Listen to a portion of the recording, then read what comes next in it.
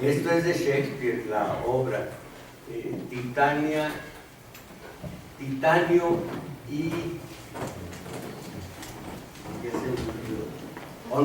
Oberón era el rey y Titania la mujer, y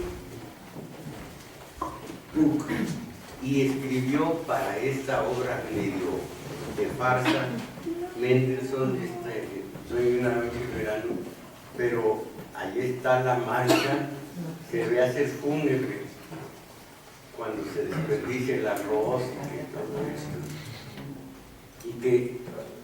y que dice le preguntan a la señora recién casada cómo le ha ido, cómo le fue con su matrimonio.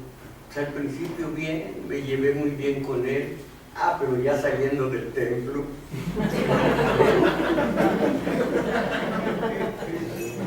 y dice la suegra a la joven: fíjate en el que va a ser tu marido, fíjate en él, piensa, ¿será el hombre al que le confíes tus hijos los fines de semana? Bueno, entonces seguimos con Pedro Páramo y miren esto, estuve leyendo de nueva cuenta cómo hacen daño tanto Pedro Páramo como el padre Rentería, hace mucho daño a la población de Comala.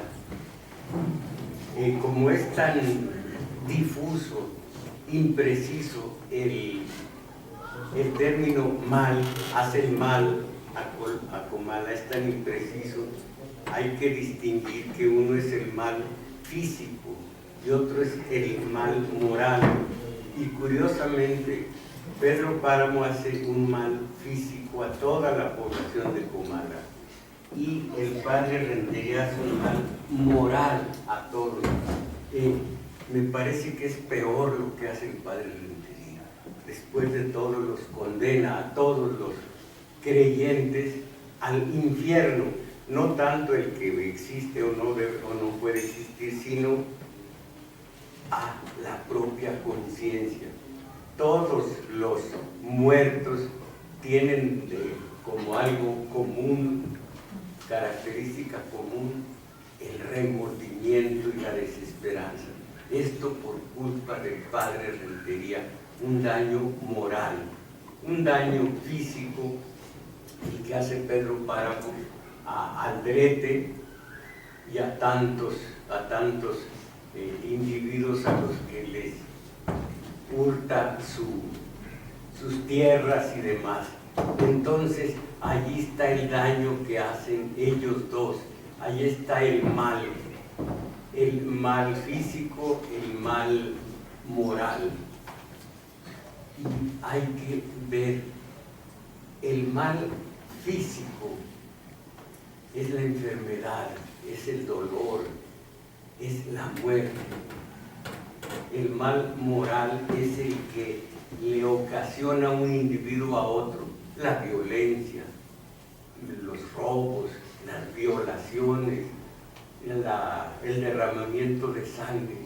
El mal físico es inevitable, el mal moral es reprobable, no debería existir.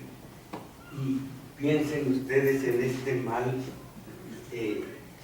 moral que es evitable, que no debería existir y que tanto daño nos ha hecho. En el siglo pasado, la Primera Guerra Mundial del 14 al 18, unos dicen que hubo 8 millones de cadáveres y 20 millones de heridos. Otros dicen que fueron 10 millones de cadáveres. Una hecatombe, algo totalmente inadmisible, la Primera Guerra Mundial, y se decía que ya no iba a haber más guerras.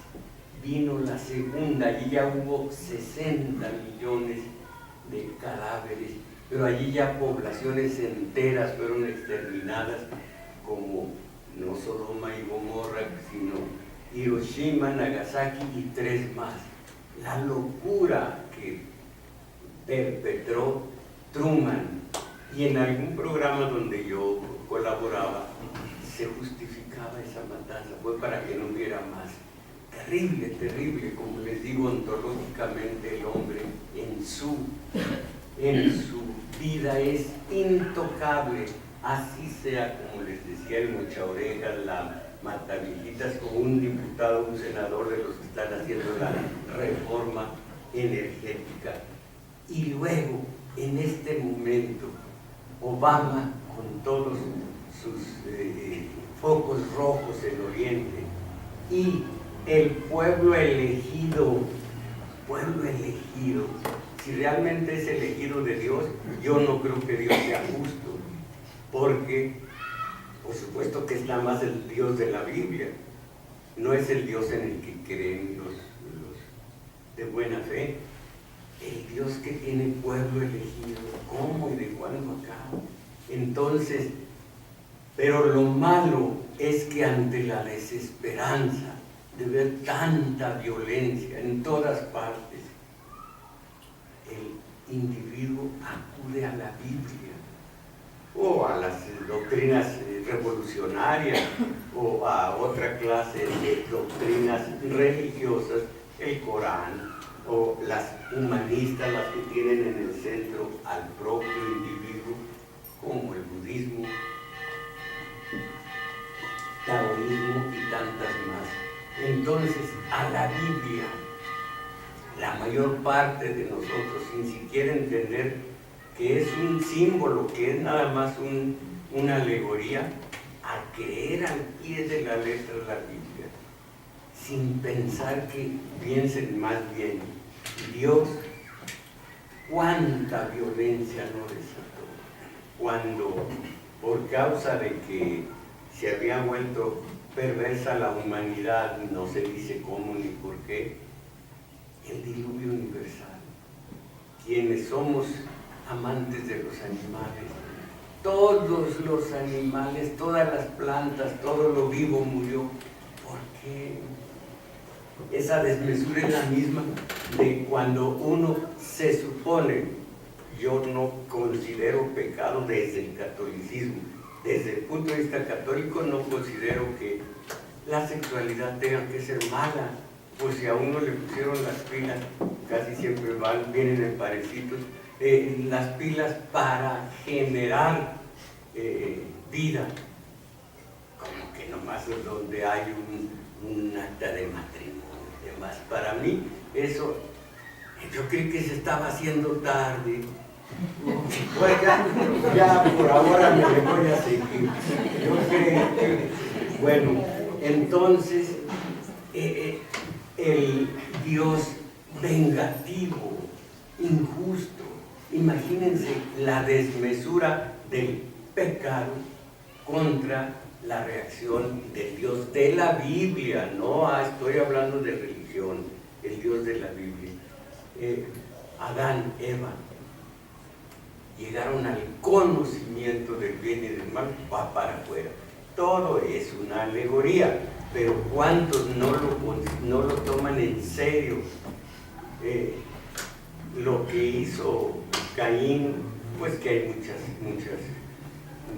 muchos análisis. Caín no conocía la muerte. Cuando vio la muerte era sin saber, nadie nunca antes había sido un asesino. Y lo que es la Biblia, ya que lo echa fuera después de marcarlo, Dios se va al este del paraíso, a la ciudad de Nod, y se casa con una mujer, una joven de allí de Nod. ¿Cómo? Pues que no era nomás Abel y Caín. En fin, entonces es el Dios de esas desmesuras. Imaginen qué pudieron haber, en qué forma pecado tanto Sodoma, Gomorra y 3 ciudades más, que las aniquila. En cambio, hizo una tranza asquerosa ¿cómo se llama Jacob se hizo pasar por Esaú y todo lo que ya sabemos. Una tranza horrorosa con su madre Rebeca, que fue la que le proporcionó las zamarras de chivo para que pareciera peludo y demás. Una tranza, que no se daba cuenta Dios. Si Isaac, el padre, no se dio cuenta, padre de Jacob, no de Dios, no se dio cuenta, no se dará cuenta Dios, está cometiendo un fraude horroroso, no es el primogénito. Bueno, no se puede uno explicar. Y ahora mismo, ¿cuántos analistas no dicen que hay mucha desmesura entre lo que podamos pecar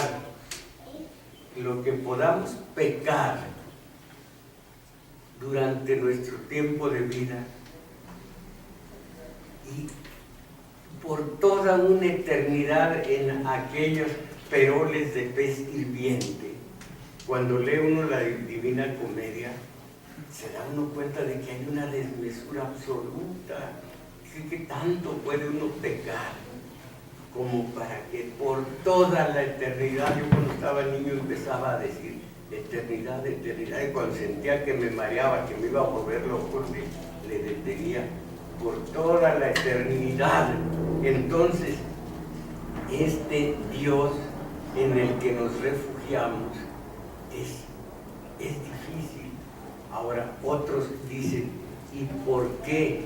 Si Dios es todopoderoso, si Dios es bueno, nos hizo a su imagen y semejanza en un acto de amor, a su imagen y semejanza, un acto amoroso. Después de ver que todo era bueno, todo el universo, y vio que todo era bueno. Después de esto, el Dios todopoderoso, Dios bueno, y el mal, ¿de dónde vino? ¿Cómo vino el mal? Y dicen unos, porque Dios curiosamente tiene muchísimos defensores, tiene abogados defensores. No debería un Dios tener tanto abogado defensor. Todos los padres de la iglesia dicen, Dios dio la libertad precisamente para que lo amáramos libremente. Pero allí está la semilla del mal en todos nosotros. ¿Por qué no lo suprimió si nos hizo con amor y a su imagen y semejanza? Y entonces se dice, para que en ese amor fuera libre, ¿por qué no nos hizo como los ángeles que no tienen capacidad de pecar? Y si no tienen capacidad de pecar los ángeles, ¿por qué Luzbel, que se dice en español, por qué Luzbel sí pecó? ¿Y por qué se hizo su universo, su cielo, su gloria, su paraíso celeste perfecto? ¿Por qué le salió un Luzbel? ¿Por qué le salió uno? Y dicen otros, para que hubiera contrapeso entre la bondad de Dios y la maldad del diablo. Entonces hay dualismo, y eso es una herejía bárbara. Por esa herejía murieron los cátaros. Antes fue Maní, no del manicero, del maniqueísmo, y mucho antes fue Zoroastro, Zaratustra. Había dualismo. Dio el principio de lo bueno y el principio de lo malo. Arimán era el malo, el bueno era, ¿cómo se llamaba? Ahorita les digo. El bueno, el Dios de la bondad y el Dios de la maldad. Había ese contrapeso, pero eso, después Maní dijo estar de acuerdo con lo de Zoroastro. Zoroastro 7 siglos antes de Jesucristo, y Maní 200 y tantos años después. Fue una herejía que en el 900, del 900 al 1200 tomaron los cátaros, los albigenses, Inocencio III, el asesino más asesino que ha estado en los pinos. Son los lentes. Son los lentes. El asesino más grande que ha estado en el Vaticano les echó encima, por primera vez instituyó la Inquisición, que significó vayan a inquirir por qué los cátaros están haciendo esto. 1200, no, del siglo IX, y en el 1200 ya empezó la matazón, una cruzada contra los cátaros, los albigenses. Terrible. Ahí es donde se pronunció la frase del cardenal que ordenó esa matanza por órdenes de Inocencio III. Pero en una ciudad, la ciudad mártir. Pero ¿cómo vamos a matar por igual a toda la población? Mata a católicos y albigenses y cátaros. Dios en el cielo podrá saber cuáles son sus hijos y cuáles van al infierno. Mátalos a todos, cátaros y católicos. Horrendo, horrendo todo esto porque Dios lo permitió. Ahora, si permitió, allí eran los dos elementos, los dos principios del bien y del mal. Si Dios creó o permitió al diablo, allí se hicieron los dos principios. Dios el bien, el bueno, y el malo es el demonio. Entonces se cayó en la herejía. Los dos principios, el del bien y el del mal. Nada más que los cátaros tenían una doctrina muy caramba. Para ellos, quien hace lo material es el demonio, en lo espiritual, Dios, y entonces el del cielo era el demonio. Pero eran los más limpios, los más honestos, los pastores, los sacerdotes, honestísimos, y la gente igual. En el sur de Francia, Languedoc se llamaba el sitio principal, se decía que eran los guardianes del Santo Grial. Hay muchas leyendas. Leen ustedes el misterio de las catedrales, es de los cátaros, y entonces fueron exterminados. En una de esas hicieron una fogata tan grande que pudieron aventar en ella más de 300 cátaros, donde iban también católicos. Dios hará su selección.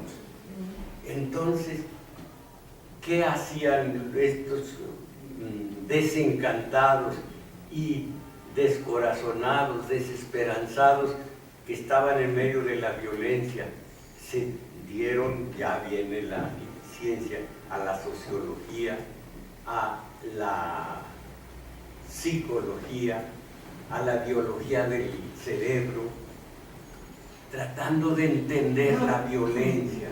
Pero vino un tope, hasta allí llegaba también de esta ciencia. Y entonces, fíjense qué curioso, los desencantados, los desesperados, los que no tienen más, no tenían más, se dieron a la superstición, lo que todavía ocurre el día de hoy. La superstición de los solitarios en materia de Dios, en materia de esperanza, los solitarios que ya no tienen Dios, que ya no tienen esperanza, porque ellos saben que está prohibido por Dios y por los sacerdotes la superstición, pero no les queda otra. Todo esto es el resultado del mal que pudo haber sido, se dice especulando, pudo haber sido distinto, que no hubiera mal. Pero los padres de la iglesia, San Agustín sobre todo, y San Bernardino Aquino antes, pero aquí en Tomás de Aquino, siempre se me olvida el condenado nombre, Tomás de Aquino, es el más lejano que tengo de la mente.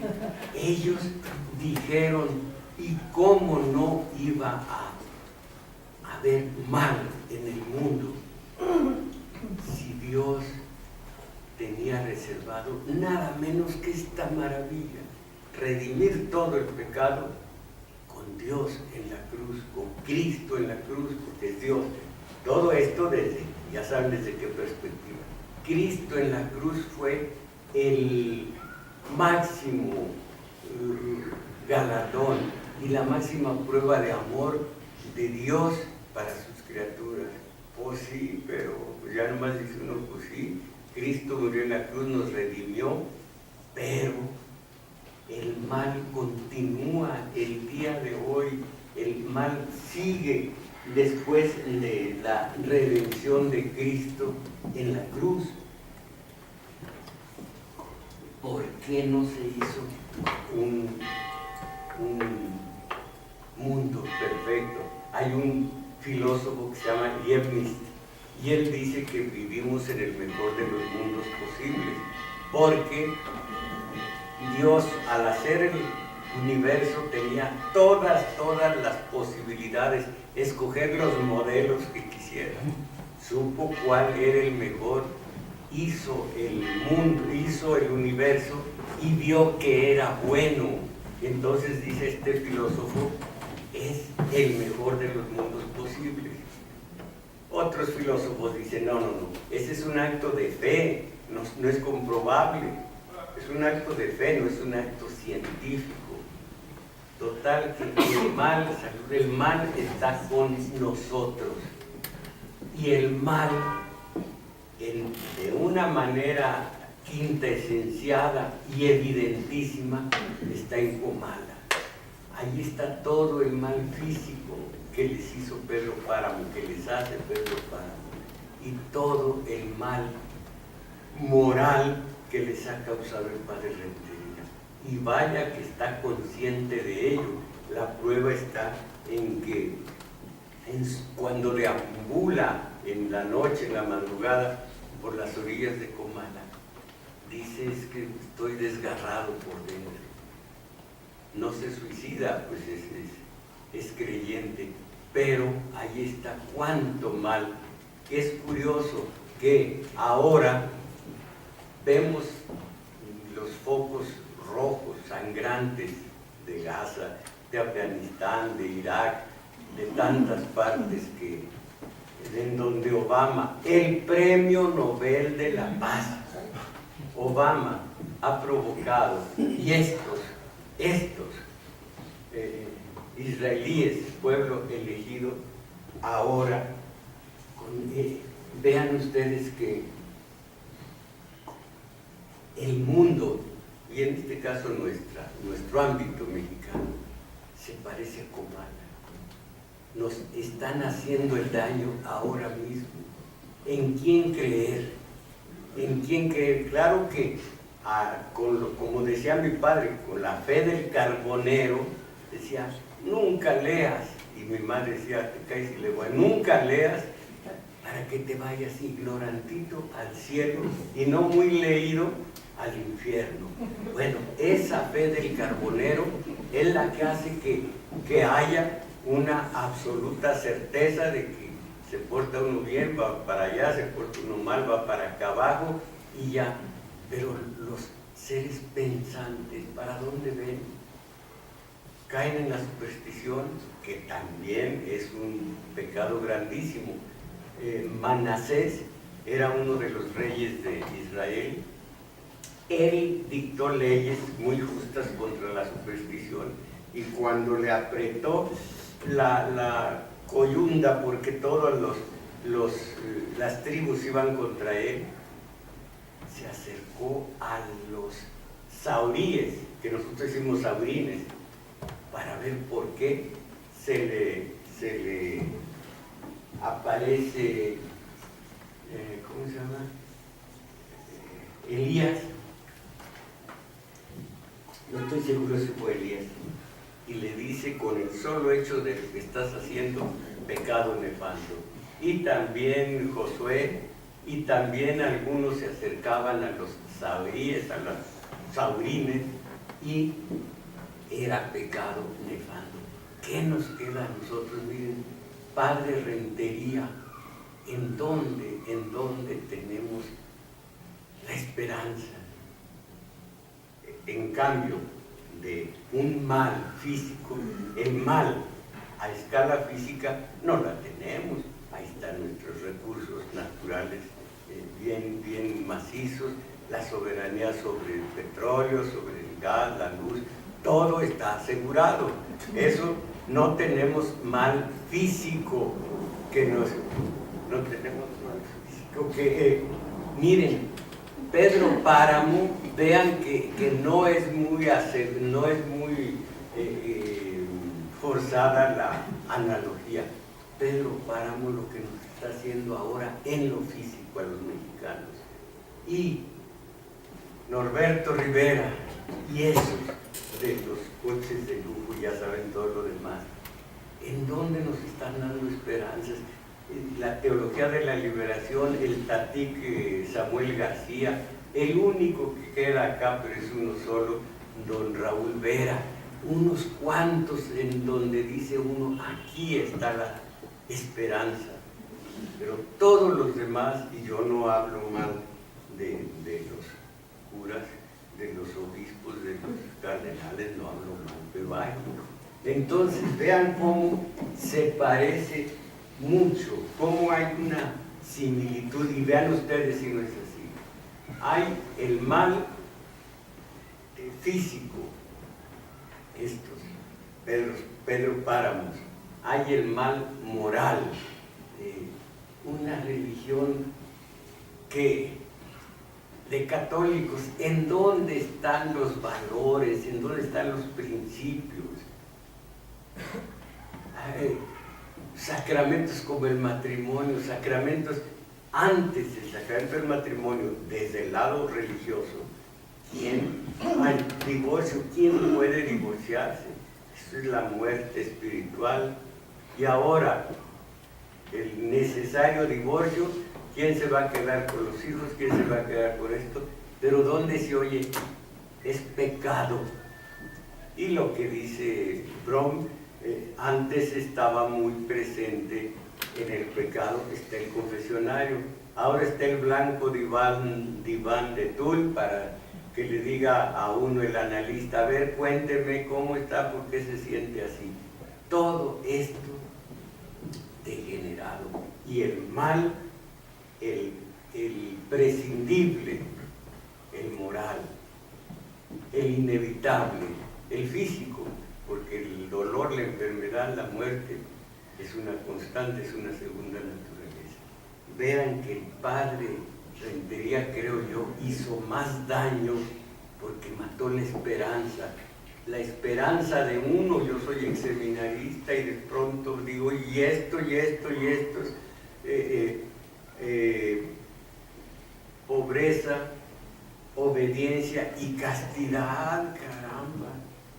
Les digo de que un padre le dice a otro, un sacerdote a otro, ¿usted cree, reverendo, que algún día podamos dejar la castidad?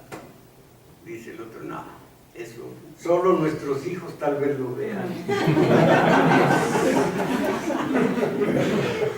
Miren, como se trata de la historia presente de Pedro Páramo, la historia del realismo en donde está la revolución, ya van a entrar los villistas y demás.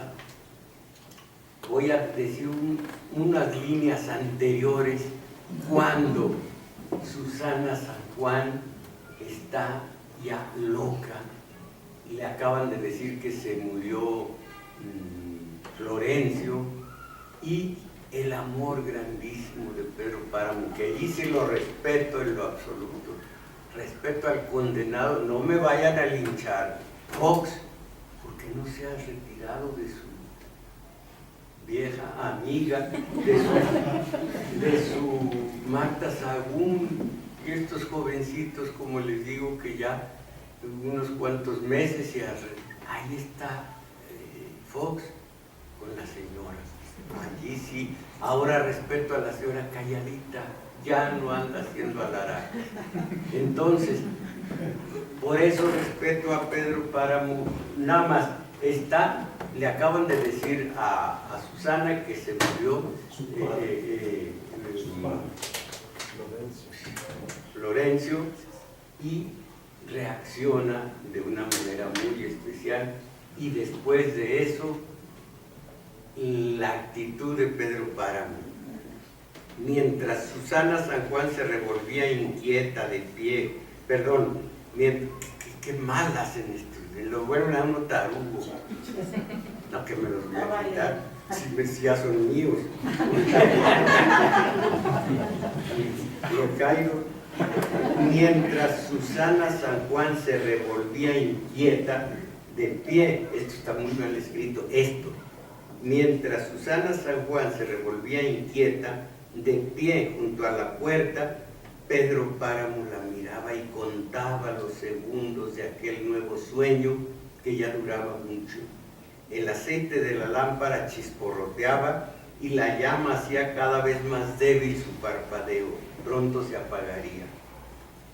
Si al menos fuera dolor lo que sintiera ella, y no estos sueños sin sosiego, estos interminables y agotadores sueños. Si eso ocurriera, él podría buscarle algún consuelo. Así pensaba Pedro Páramo, fija la vista en Susana San Juan, siguiendo cada uno de sus movimientos. ¿Qué sucedería si ella también se apagara cuando se apagara la llama de aquella débil luz con la que él la veía? Después salió, cerrando la puerta sin hacer ruido. Afuera el aire limpio de la noche despegó de Pedro Páramo la imagen de Susana San Juan. Ella despertó un poco antes del amanecer. Sudorosa, tiró al suelo las pesadas cobijas y se deshizo hasta del calor de las sábanas. Entonces su cuerpo se quedó desnudo, refrescado por el viento de la madrugada. Suspiró y luego volvió a quedarse dormida. Así fue como la encontró horas después el padre Rentería, desnuda y dormida. Así termina el capítulo anterior, cuando ella está lidiando con Justina, que es su ayudante, y le están dando estas noticias, y ella está inquieta y ya medio loca. Ahora, el realismo. ¿Sabe don Pedro que derrotaron al Tilcuate? Sé que hubo alguna balacera anoche, porque se estuvo oyendo el alboroto, pero de ahí en más no sé nada. ¿Quién te contó eso, Gerardo? Llegaron unos heridos a Comala. Mi mujer ayudó para eso de los vendajes. Dijeron que eran de la gente de Dámaso y que habían tenido muchos muertos. Dámaso es el Tilcuate. De Dámaso, y que habían tenido muchos muertos. Parece que se encontraron con unos que se dicen villistas. ¡Qué caray, Gerardo! Estoy viendo llegar tiempos malos. ¿Y tú qué piensas hacer? Me voy, don Pedro, a Sayula. Allá volveré a establecerme. Ustedes, los abogados, tienen esa ventaja. Pueden llevarse su patrimonio a todas partes mientras no les rompan el hocico. Ni crea, don Pedro, siempre nos andamos creando problemas. Además, duele dejar a personas como usted, y las deferencias que han tenido para con uno se extrañan. Vivimos rompiendo nuestro mundo a cada rato, si es válido decirlo. ¿Dónde quiere que le deje los papeles? No los deje, llévatelos. ¿O qué no puedes seguir encargado de mis asuntos allá donde vas? Agradezco su confianza, don Pedro, le agradezco sinceramente. aunque hago la salvedad de que me será imposible ciertas irregularidades, digamos, testimonios que nadie sin usted debe conocer. Pueden prestarse a malos manejos en caso de llegar a caer en otras manos. Lo más seguro es que estén con usted. Dices bien, Gerardo, déjalos aquí, los quemaré, con papeles o sin ellos. ¿Quién me puede discutir la propiedad de lo que tengo? Indudablemente nadie, don Pedro, nadie, con su permiso. Ve con Dios, Gerardo. ¿Qué dijo usted? Digo que Dios te acompañe. El licenciado Gerardo Trujillo salió despacio. Estaba ya viejo, pero no para dar esos pasos tan cortos, tan sin ganas. La verdad es que esperaba una recompensa.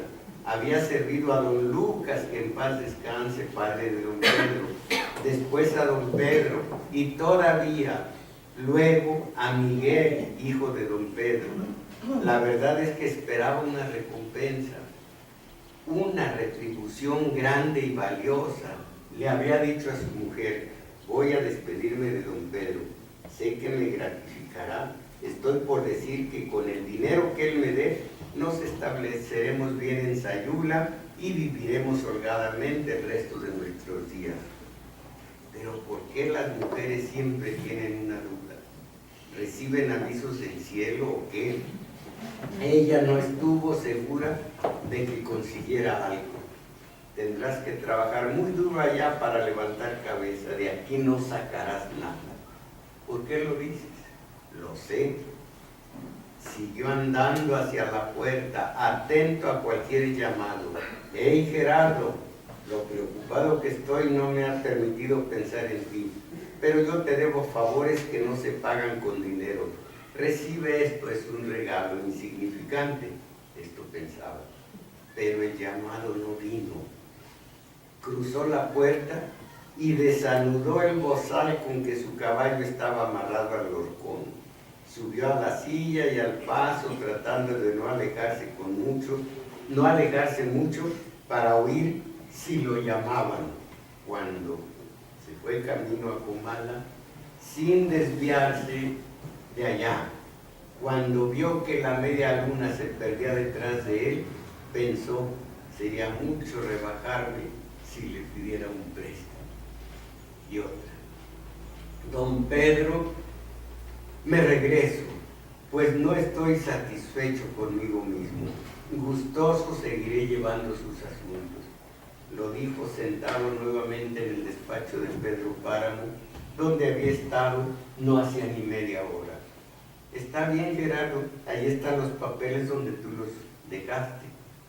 Desearía también los gastos, el traslado, un mínimo adelanto de honorarios, algo extra, pues usted lo tiene a bien. 500, ¿no podría ser un poco, digamos un poco más? ¿Te conformas con 1000? Y si fueran 5, ¿5 qué? 5000, no los tengo. Tú bien sabes que todo está invertido. Tierras, animales, tú lo sabes. Llévate 1000, no creo que necesites más. Se quedó meditando, la cabeza caída. Oía el tintineo de los pesos sobre el escritorio donde Pedro Páramo contaba el dinero. Se acordaba de don Lucas, que siempre le quedó a deber sus honorarios, de don Pedro, que hizo cuenta nueva, de Miguel, su hijo. Cuántos bochornos le había dado ese muchacho. Lo libró de la cárcel cuando menos unas 15 veces, cuando no hayan sido más. Y el asesinato que cometió con aquel hombre, ¿cómo se apellidaba? Rentería, eso es, el muerto llamado Rentería, al que le pusieron una pistola en la mano. Lo asustado que estaba el Miguelito, cuando después, aunque después le diera risa.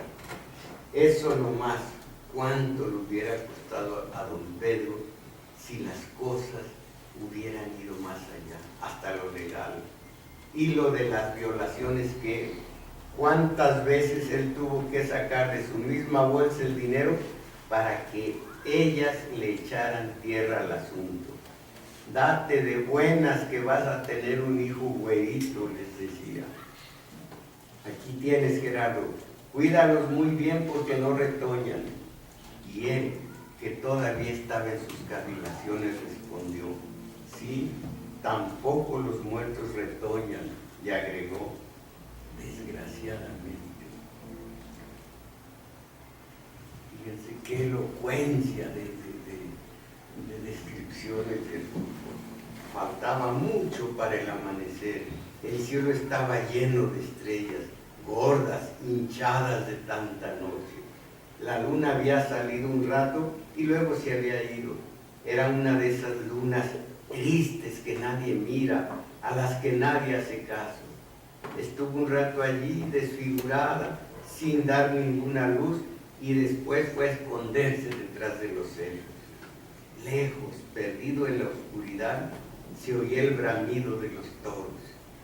Esos animales nunca duermen, dijo Damiana Cisneros, nunca duermen, son como el diablo, que siempre anda buscando almas para llevárselas al infierno. Se dio vuelta en la cama, acercando la cara a la pared. Entonces oyó los golpes, detuvo su respiración y abrió los ojos. Volvió a oír 3 golpes secos, como si alguien tocara con los nudos de la mano en la pared. No aquí, junto a ella, sino más lejos, pero en la misma pared. Válgame, si no serán los 3 toques de San Pascual Bailón, que viene a avisarme o a avisarle a algún devoto suyo que ha llegado la hora de su muerte. Y como ella había perdido el novenario desde hacía tiempo a causa de sus reumas, no se preocupó, pero le entró miedo, y más que miedo, curiosidad. Se levantó del catre sin hacer ruido y se asomó a la ventana. Los campos estaban negros. Sin embargo, lo conoció tan bien que vio cuando el cuerpo de Pedro Páramo se columpiaba sobre la ventana de la chacha Margarita. ¿A qué don Pedro?, dijo Damiana, no se le quita lo gatero. Lo que no entiendo es por qué le gusta hacer las cosas tan a escondidas. Con habérmelo dicho, yo le habría dicho a la Margarita que el patrón la necesitaba para esta noche, y él no hubiera tenido ni la molestia de levantarse de la cama. Cerró la ventana al oír el bramido de los toros.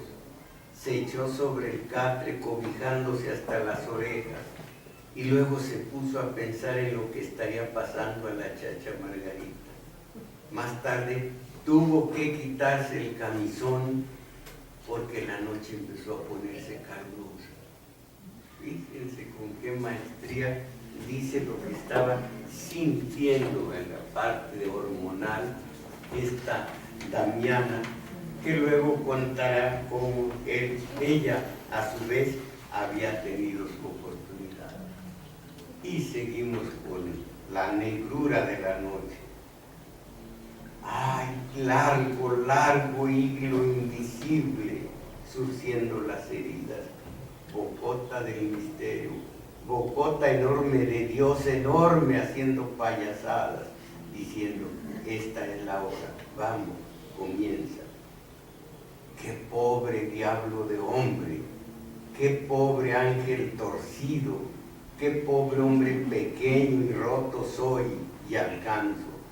Tendría que caminar de rodillas 8 días para levantarme, andar con los ojos cerrados detrás de las manos y no hablar a nadie, sino al muñeco inmóvil que aparece como una luz en el interior de mi pecho, del otro lado de la muerte, porque la muerte es un río que atravesamos frecuentemente. Del otro lado de la muerte, en esta dura playa en que sabemos que estamos vivos, suena el anochecer sobre la carreta del miedo, arrastrada por 2 bueyes perpetuamente quietos.